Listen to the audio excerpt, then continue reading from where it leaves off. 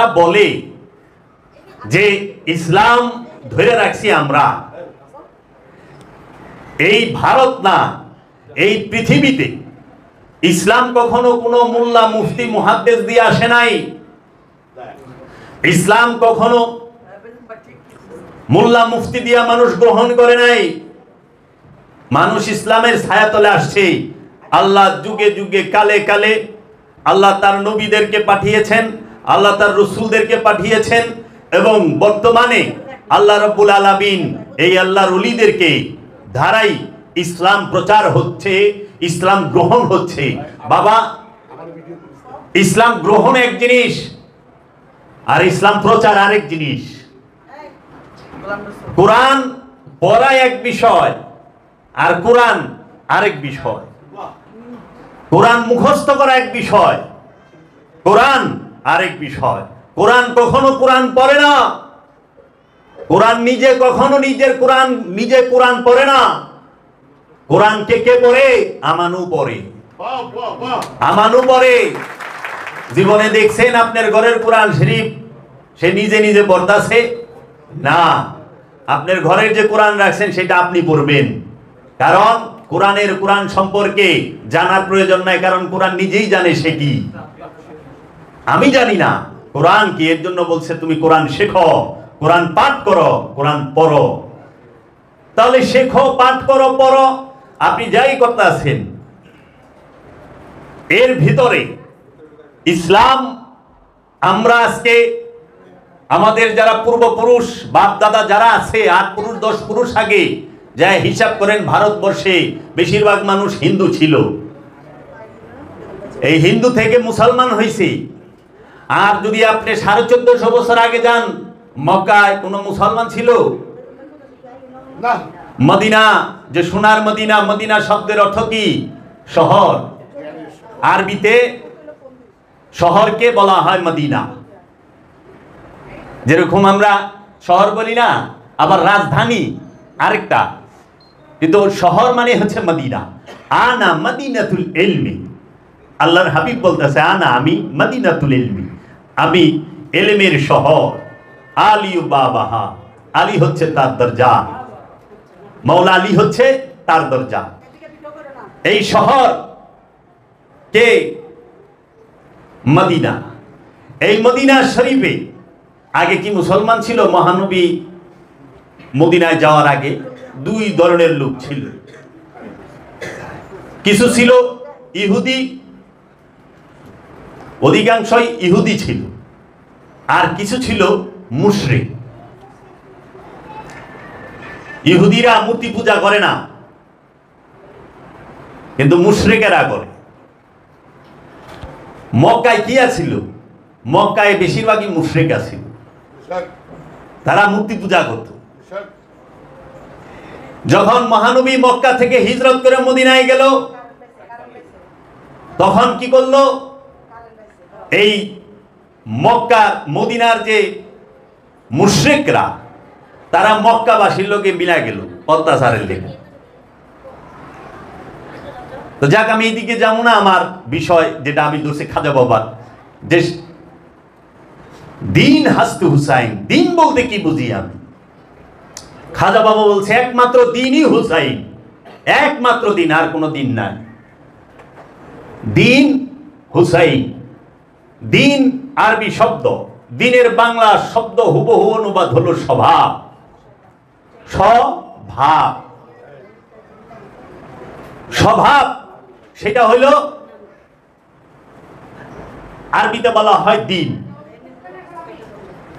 এখন ইসলাম, আমরা কোন ধর্মের অনুসারী?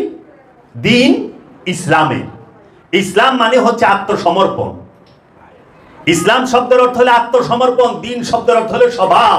আত্মসমর্পণের স্বভাবকে বলা হয় দিন ইসলাম। আর খাজা বাবা বলতেছে দিন হাসতে হুসাইন।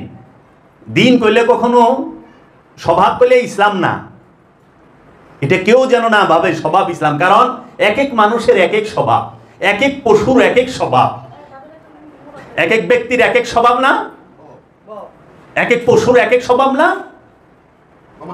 দিন কইলে স্বভাব এটা কিন্তু ইসলাম না। এর জন্য কোরআন বলতেছে আল ইয়াউমা আকমালতু লাকুম দীনাকুম ওয়া রাদিতুল ইসলাম দীনা। আমি আজকে মনোনীত করলাম, আজকে পরিপূর্ণ করে দিলাম আপনার দিনকে, তোমাদের দিনকে পরিপূর্ণ করে দিল। এতদিন অপূর্ণ ছিল কেন? যেই পর্যন্ত আমি মনে প্রাণে মাওলা আলীকে মানতে পারি নাই, যেই পর্যন্ত আমি মনে প্রাণে আলে রসুলকে মানতে পারি নাই, আলে বাইতকে মানতে পারি নাই, যেই পর্যন্ত আমি আল্লাহর হাবিবকে মনে প্রাণে মানতে পারি নাই, সেই পর্যন্ত আমার দিন পরিপূর্ণ হয় নাই। এর জন্য গাদিরে ঘুমে, এর জন্য গাদিরে ঘুমে মহানবী বিদায় হজ করায়া যখন মাওলা আলীকে নিয়ে দাঁড়াইলেন, দাঁড়ায়া সবার সামনে মাওলা আলী দুই হাত ধরে উঁচা করে বললেন যে আমি তোমাদের কাছে আমি কি তোমাদের জান থেকে প্রিয় না? তার সাহাবীদেরকে জিজ্ঞেস করলেন আমি কি তোমাদের জান থেকে প্রিয় না? তখন বলল কালু বালা ইয়া রাসূলুল্লাহ, নিঃসন্দেহে আপনি আমাদের জান থেকে প্রিয়। তখন বলল মান কুনতু মাওলাও, আমি যার মাওলা ফা হাজা আলিউন মাওলাও, আমি যার মাওলা এই আলীও তার মাওলা। আমি যার ঈমান আলীও তার ঈমান, আমি যার আকা আলীও তার আকা। এই তখনই রব্বুল আলামিন বললেন আল ইয়াউমা আকমালতু লাকুম দীনাকুম ওয়া রাদিতুল ইসলামা দীনা। আমি আজকে আপনার দিনকে পরিপূর্ণ করে দিলাম, কারণ এই তোমাদের দিনকে পরিপূর্ণ করলাম কারণ তোমরা এতদিন তো মাওলা আলীকে মাওলা হিসাবে মানো নাই, মাওলা হিসাবে মানো নাই।